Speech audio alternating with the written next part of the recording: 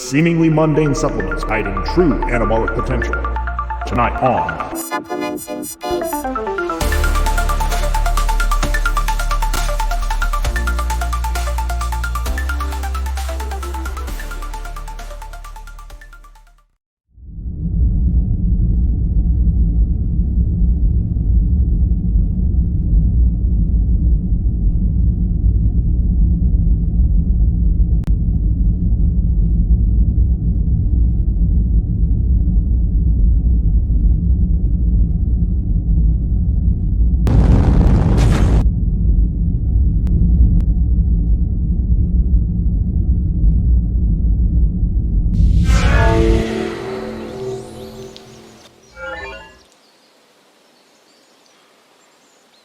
In 2017, a bioresearch journal published a study showing clear evidence that a specific form of epicatechin induces differentiation, a key stage in growing new muscle tissue.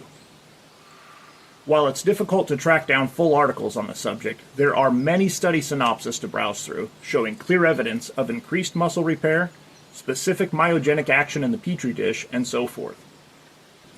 Myogenesis is the development of truly new muscle tissue and is the holy grail we search for as any kind of bodybuilder or gym rat. Without myogenesis, we're mostly plumping up and then depleting existing muscle tissue, stuck in a never-ending gains plateau. And while it's clear to me now that steroids do in fact cause myogenesis, I'm discovering that there may be more specific, nuanced ways of triggering a similar anabolic response. Steroids are the bulldozer approach. Enough of one strong androgen and the whole job is done, but without much, let's say, finesse. Common sense tells me that no single one of these plant substances is going to be as powerful as a steroid, but could do its part to spur the process along. And there's the question, is epicatechin a key player in inducing natural myogenesis? My analogy is that this approach is similar to a complex peptide protocol.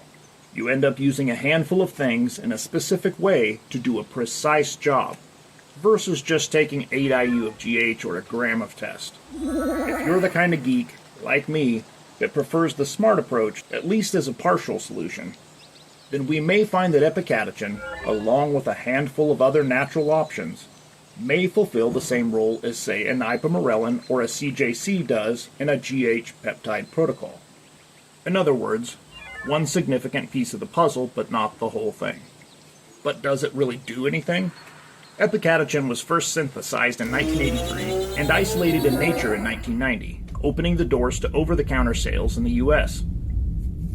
A quick Google AI overview explains, research into the benefits of epicatechin, a flavanol found in foods like tea, apples, berries, and cocoa, started around the 1990s, spurred by the French paradox and studies on its antioxidant properties. Epicatechin has been on the market in some form or other for a couple of decades now, and it's not like every old lady drinking green tea is getting huge. While there are a bunch of studies on animals and on cells, there haven't been any human studies on epicatechin and muscle growth that I could find.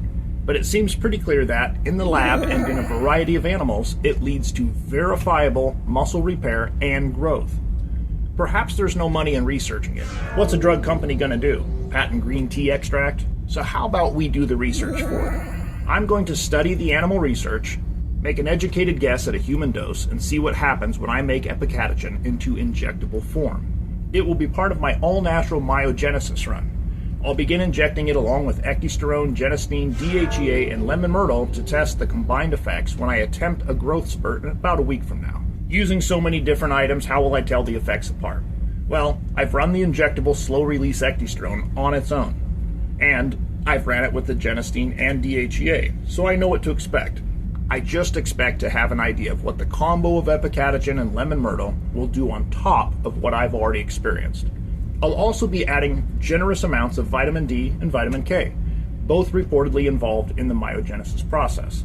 The big question for me is, will the difference be noticeable? So this is me throwing the whole thing at the wall and seeing what sticks. Let's see if epicatechin helps me get huge. Link in the description along with references. I had some interesting neurological effects upon testing, and quite a few hiccups trying to get the stubborn stuff into solution. Truth be told, as of this recording, it's still a work in progress, but I was able to achieve a stable enough formulation to test on myself.